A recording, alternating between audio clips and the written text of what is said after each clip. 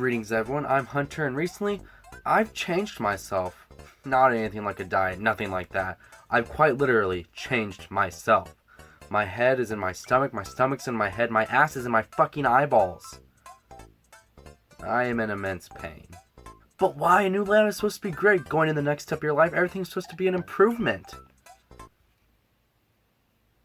Everything I've ever known is a lie.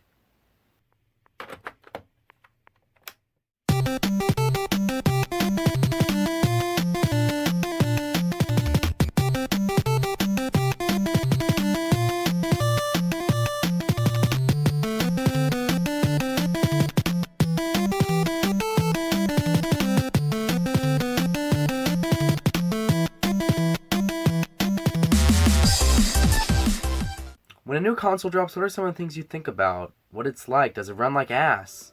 But most importantly, what's the controller layout like?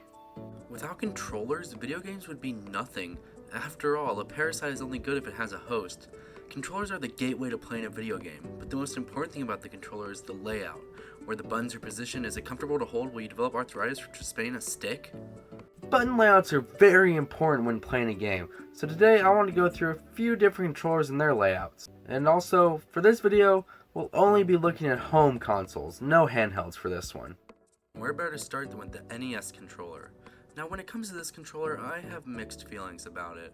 On one hand, it's a perfect controller for its time. It's as simple as it could get. You move with these, pause with this, and do stuff with these. But if you were to use an NES controller now, why?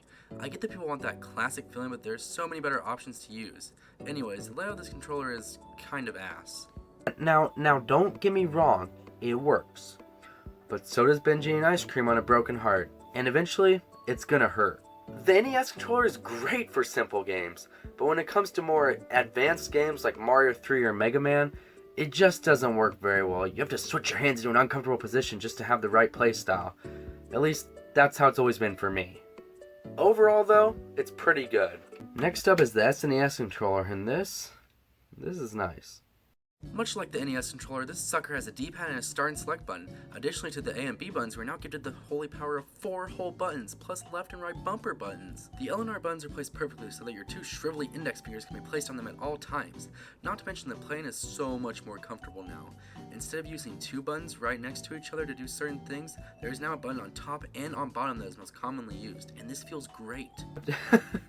Now I don't have to be in indescribable pain while playing Rocky fucking Rodent. Have you ever wanted to see what failure looks like in its purest form? Well, there you go.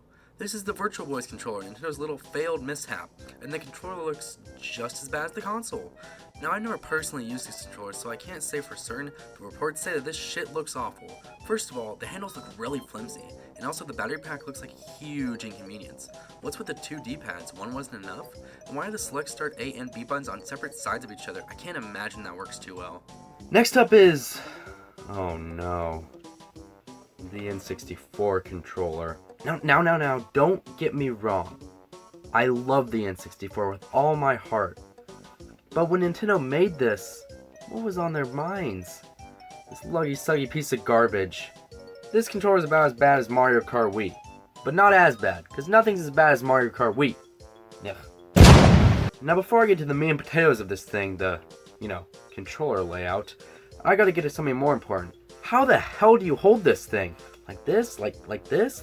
No matter where I hold it, it always seems to want to slip out of my hands. Either that or I can never find a comfortable position for my hands. And why do some games only allow you to use the D-pad? This was supposed to be the era of 3D, and here I am stuck playing Kirby 64 with a D-pad. Let me use the analog stick.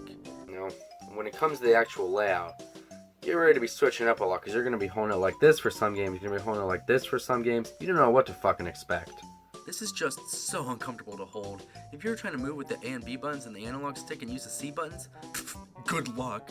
Cause it ain't happening. No, you have to stop using A and B and use the C buttons on their own. Not only that, but also the analog stick gets stuck a lot. Like, a lot. Also, who thought it was a good idea to make most games' cameras go off of the C buttons? They don't work for shit. Now, something good about the N64 controller is that the Z button and the L and R buttons are in very comfortable positions. Games like GoldenEye and Conquer feel great when using a gun, but that's about it. It only feels nice during specific parts of the game, not all the parts, and what a mess. Controllers, like this one, they're a mesh. They're supposed to make you feel nice throughout the entire playthrough, but I digress. It's just not meant to be under this kind of stress. Also, you know what's missing on this controller? A select button. We have a nice start button, but no select. I guess Nintendo said, fuck it, we don't need it anymore. Oh well.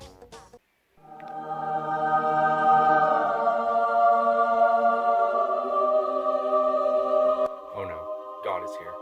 I gotta know my place.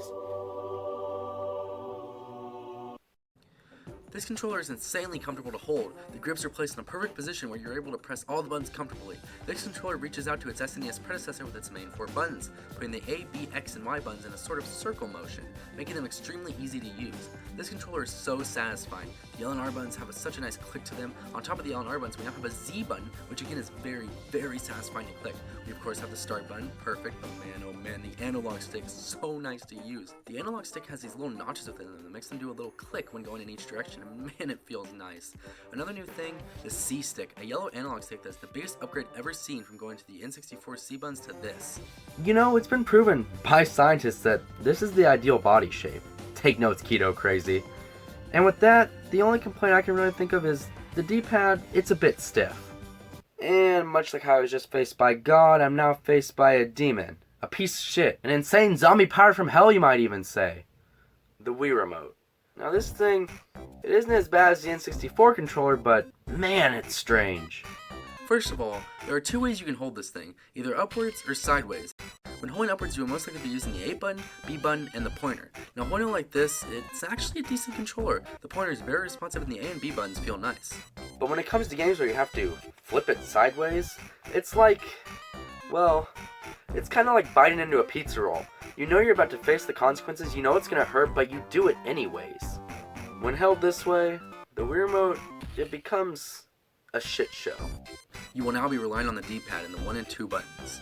Yeah, 1 and 2, Nintendo decided that letters were the oldest fucking thing in the book, so they went for a mathematical approach.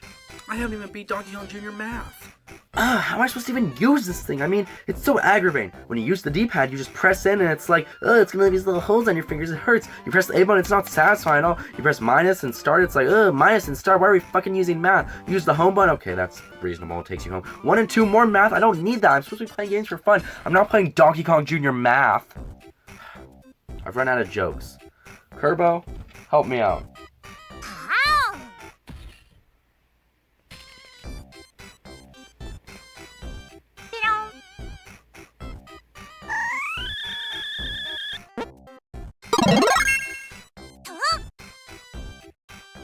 Okay, now make a joke.